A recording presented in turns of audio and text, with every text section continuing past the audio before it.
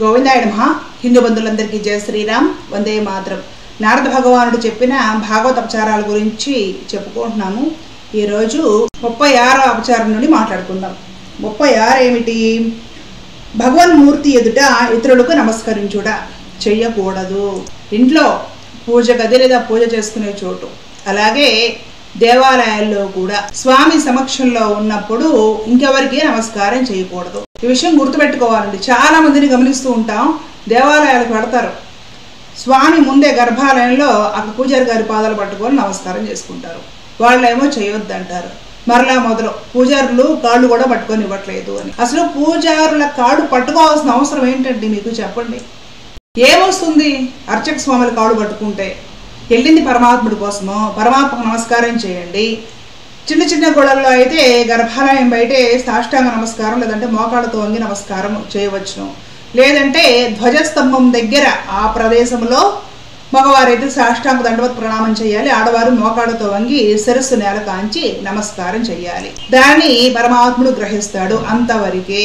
దేవాలయంలో గర్భాలయంలో పరమాత్మ ముందు, మూల విరాట్ ముందు ఎట్టి పరిస్థితుల్లోనూ పూజారులకు కానివ్వండి, పెద్దవారికి కానివ్వండి, అక్కడ గురువులు ఆచార్యులు కనబడితే వాళ్ళకి కానివ్వండి నమస్కారం మామూలుగానే చేయకూడదు. పాద నమస్కారం అసలే చేయకూడదు, నిషేధము. చేయడం వల్ల ఏమవుతుందంటే భగవంతుడికి అపచారం చేసినట్లు అవుతుంది. అక్కడ భగవంతుడు కదా ముఖ్యమైన వాడు, అందరికంటే పెద్దవాడు, పూజ్యుడు, పరమాత్మ కదా. ఆయన సన్నిధానంలో ఎట్టి పరిస్థితుల్లోనూ గురువులకు ఆచార్యులకు కూడా నమస్కారం చేయకూడదు.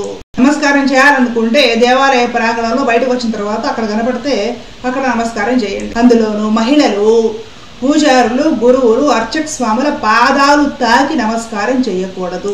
మామూలుగా నమస్కారం చేసేయండి.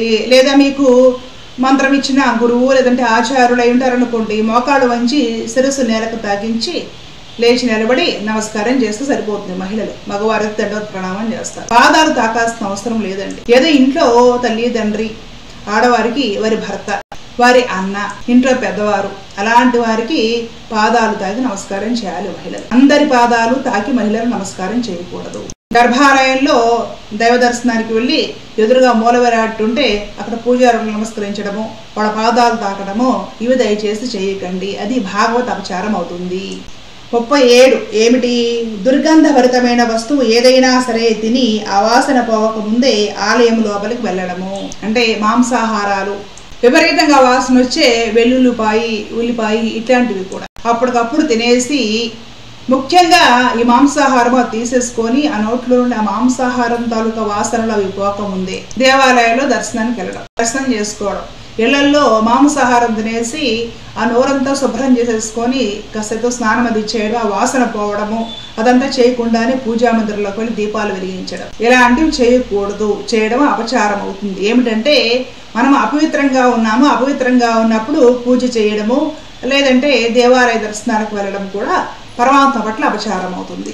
కాబట్టి ఎవరైనా మాంసాహారం లాంటివి తీసుకున్నా కూడా కాస్త సమయం ఉండాలి. పూజ అంటే దేవాలయ దర్శనానికి వెళ్ళాలి. మాంసాహారం తిన్నారు, మాంసాహారం తినడానికి ఆ దేవాలయ దర్శనానికి కనీసం 3-4 గంటలు టైం ఉంటే ఈ లోపల అది అరిగిపోతుంది. ఆ నోట్లో ఉన్న వాసన కూడా పోతుంది. ఆ నోరు శుభ్రం చేసేసుకోవాలి, స్నానం చేయాలి, మంచి ఆరవేసిన బట్ట కట్టుకొని దేవాలయ దర్శనానికి వెళ్ళాలి. ఇంట్లో దీపారాధనలు ఇవి చేయాలన్నా కూడా అంతే. మధ్యాహ్నం వేళ మాంసాహార భోజనం తీసుకున్నారనుకోండి, సాయంత్రం దీపం పెట్టాలి అనుకున్నప్పుడు కొంచెం స్నానం చేసి నోరు అది శుభ్రంగా గడుపుకొని ఉతికిన బట్ట ఒకటి కట్టుకొని వెళ్ళి దీపారాధన చేసుకోవాలి. అలా కాకుండా ఎలా పడితే అలా అనాచారంగా ఉంటే ఏమవుతుందంటే పరమాత్మ పట్ల అది దోషం అవుతుంది, గమనించాలి. 38 మత్తు పదార్థములు సేవించడం. ఇది ఎక్కువగా మగవారికి వర్తిస్తుంది. మద్యపానం చేసి దేవాలయానికి వెళ్ళడము, మద్యము తాగి ఇంట్లో పూజలు చేయడము, మద్యము తాగి ఉండి ప్రసాదం ఇస్తే పుచ్చుకోవడము, లేదంటే ఏమన్నా స్తోత్రాలు పారాయణం చేయడము, పుస్తకాలు చదవడము, ఇవేమీ కూడా చేయకూడదు. చేయడం అపచారం అవుతుంది. అసలు ఇలాంటివి చేయకూడదు, గుర్తుంచుకోవాలి. ఒకవేళ తాగే అలవాటు ఉన్నవారికి కూడా ఆ తాగిన మొత్తంతా కూడా కంప్లీట్గా పోయి అదంతా దిగిపోయి మంచి స్పృహలో ఉన్నప్పుడు చక్కగా స్నానం చేసి నోరు శుభ్రం చేసుకొని ఉతికిన బట్ట కట్టుకొని ఇంట్లో పూజ చేయాలి. ఏదైనా స్తోత్రమో ఇంకేదైనా పారాయణం చేసేది ఉంటే చేయాలి, దేవాలయాలకు వెళ్ళేది ఉంటే వెళ్ళాలి. అలా కాకుండా ఇష్టం వచ్చినట్టు చేస్తే అది అపచారం అవుతుంది. 39 ఏమిటి? ఎవరినైనా సరే అవమానించడము, కొట్టడము. ఒకవైపున పూజలు చేస్తూ అందులో నారాయణుడిని ఆరాధన చేస్తూ కులాల పేరుతోటి లేదంటే ఆస్తి అంతస్తులు చూసి ఇష్టం వచ్చినట్టుగా అవమానించడము, దూషించడము, నా ముందు వీళ్ళకి తక్కువ కులము, వీళ్ళకి నా అంత అంతస్తు స్థాయి లేదు, నా అంత గౌరవ మర్యాదలు లేవు, ఏ విధంగా అయినా సరే నాతో సరితూగే వాళ్ళు కాదు అని అవమానించడం. ఏ విధంగా కూడా ఇంకొకరిని అవమానం చేయకూడదు, అది భాగవత అపచారం, నారాయణుడిని అవమానించినట్లే అవుతుంది. అలాగే దూషించకూడదు. ఒకవైపున పూజ చేస్తూ శివారాధన కానివ్వండి, విష్ణువారాధన కానివ్వండి, ఏదైనా సరే ఒకవైపున పూజలు చేస్తూ ఇంకొక వైపున నోటికి వచ్చినట్లు బూతులు తిట్టడం, ఇంట్లో వాళ్ళని ముఖ్యంగా భార్యని ఏమనదు కదా, తిట్టినా కొట్టినా పడుంటుంది కాబట్టి నోటికి వచ్చినట్లు బూతులు తిట్టడము, అశ్లీలమైన పదజాలం వాడడం, కొట్టడము, ఎవరినైనా సరే ఇంట్లో భార్యను కొట్టడము, ఇష్టం వచ్చినట్టు పిల్లల్ని కొట్టడము, ఇంకెవరి మీదైనా సరే కోపం వచ్చి కొట్టడము, అసహాయం లేని వారిని కొట్టడం, మోగ జీవులు ఏ హాని చేయకపోయినా సరే కర్ర తీసుకొని వాటిని విపరీతంగా కొట్టడం, ఇలాగ ఏ విధంగా కూడా హింసాత్మకమైన చర్యలు చేయకూడదు. అవమానించడము, దూషించడము, కొట్టడము ఎప్పుడూ కూడా పూజలు చేసే వాళ్ళు చేయకూడదు. భాగవత సాంప్రదాయంలో ఉన్న వాళ్ళు అస్సలు చేయనేకూడదు. వీటి గురించి కలలో కూడా ఆలోచించకూడదు. ఇలా చేస్తే ఏమవుతుందంటే ఆ శ్రీమన్నారాయణుడి పట్ల అపచారం చేసినట్లు అవుతుంది. కాబట్టి నిషేధం. 40 కామ క్రోధాది చేష్టలకు పాల్పడడం, అతిగా కామము, రకరకాల కోరికల గురించి పూజలు చేయడం. ఇంకొక లైంగిక పరమైన కామము, అది ఎట్టి పరిస్థితుల్లోనూ మనుషులకి అతిగా ఉండకూడదు. సంసారులకి, గృహస్థులకి ఒక మితి ప్రకారం ఉండాలి. కామం ఎక్కువగా ఉన్నప్పుడు ఏమవుతుంది, మనసు పరిపరి విధాలా పోతుంది. అందమైన పురుషుల మీదకి, అందమైన స్త్రీల మీదకి, లేదా పరపురుషుల మీదకి, పరస్త్రీల మీదకి విపరీతంగా మనసు వెళ్ళి దాని వలనే జీవితం నాశనం అయిపోతుంది.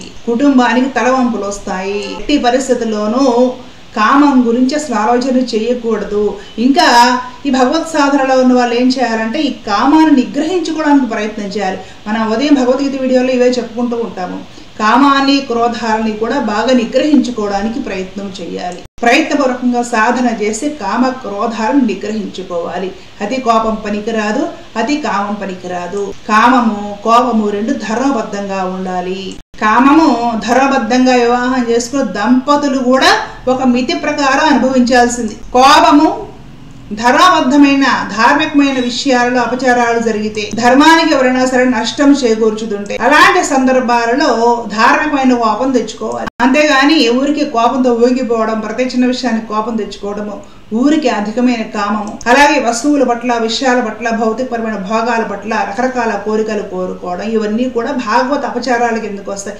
అంటే ఏమిటంటే ఇవన్నీ ఆత్మను నాశనం చేసే కారకాలు, ఒక రకమైన ఉత్ప్రేరకాలు. ఆత్మను నాశనం చేయడానికి, వినాశనానికి ఇవన్నీ కూడా పనికి వస్తాయి. జ్ఞానానికి, పరమాత్మను చేరడానికి, ఒక మంచి ఉద్దేశానికి, మంచి లక్షణాలకి ఇవన్నీ పనికిరావు. కాబట్టి ఇలాంటి గుణాలు బాగా మనము అణగదొక్కుకోవాలి ప్రయత్నపూర్వకంగా. బలహీన పడకూడదు. ఇలాగ అతిగా కామము, కోపము కలిగి ఉండడం కూడా భాగవత అపచారం కిందకు వస్తుంది. కాబట్టి ఖచ్చితంగా ప్రయత్నపూర్వకంగా ఇవన్నీ కూడా నిగ్రహించుకోవాలి. ఈ వీడియోలో 35 నుండి 40 అపచారాల వరకు 5 అపచారాలు చెప్పుకున్నాము. మిగిలినవి ఇంకొక వీడియోలో వివరించే ప్రయత్నం చేస్తాను. అలాగే మీ సలహాలు, సందేహాలు, సూచనలు కామెంట్ సెక్షన్లో తెలియజేయగలరు. లోకా సమస్త సుఖనో భవంతు. జయ శ్రీరామ్, జై భారత్, జై హింద్. కృష్ణ అర్పణం.